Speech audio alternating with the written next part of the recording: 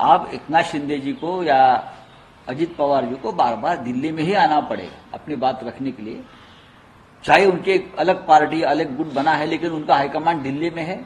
मोदी और शाह जी उनका हाईकमांड है, जो वो कहेंगे वो मानना पड़ेगा, चाहे उनकी डिमांड उनकी मांगे कुछ भी हो। तो यही कल मीटिंग थी और उसमें एकनाथ शिंदे का कहना है कि अभी एक और महाराष्ट्र में मीटिंग करेंगे बीजेपी का, उसके बाद डिसाइड कीजिएगा, क्या कहेंगे? बात ऐसी है कि महाराष्ट्र की सभी बातें दिल्ली में डिसाइड होगी। जो महाराष्ट्र का स्वाभिमान अभिमान की बात हमेशा करते थे वो अब नहीं रही है। आप एकनाथ शिंदे जी को या अजित पवार जी को बार बार दिल्ली में ही आना पड़ेगा अपनी बात रखने के लिए। चाहे उनके एक अलग पार्टी अलग गुट बना है, लेकिन उनका हाईकमांड दिल्ली में है।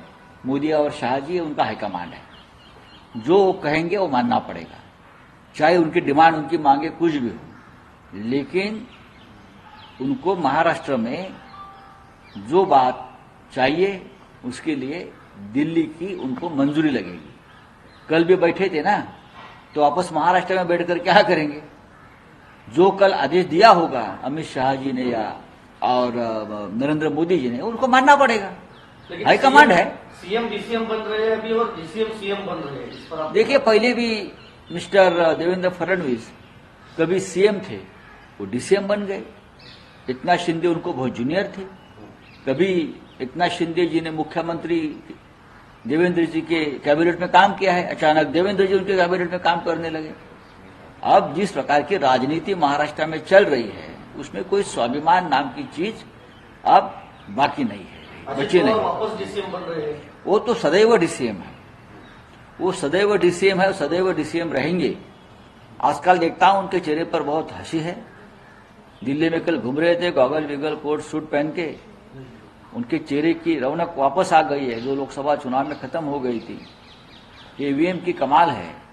अब बारामती हो या ठाना हो, विदर्भ हो, ईवीएम का मंदिर बनाना चाहिए लोगों ने। 3 मूर्तियां, बीच में ईवीएम, बाजू में मोदी जी, बाजू में शाह जी। लेकिन अजित और ये त्रिमूर्ति मंदिर जो है, एक नया अभी ये जो वक्फ बोर्ड वगैरह छोड़ देना चाहिए, ये संबल बिंबल छोड़ देना चाहिए।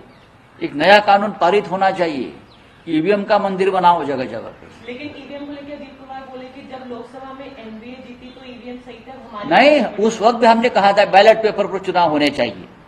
अजित पवार को बोलो जरा दिमाग को जरा जोर दीजिए।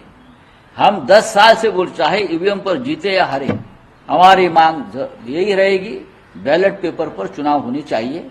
कल झारखंड के मुख्यमंत्री हेमंत सोरेन साहब ने यही कहा।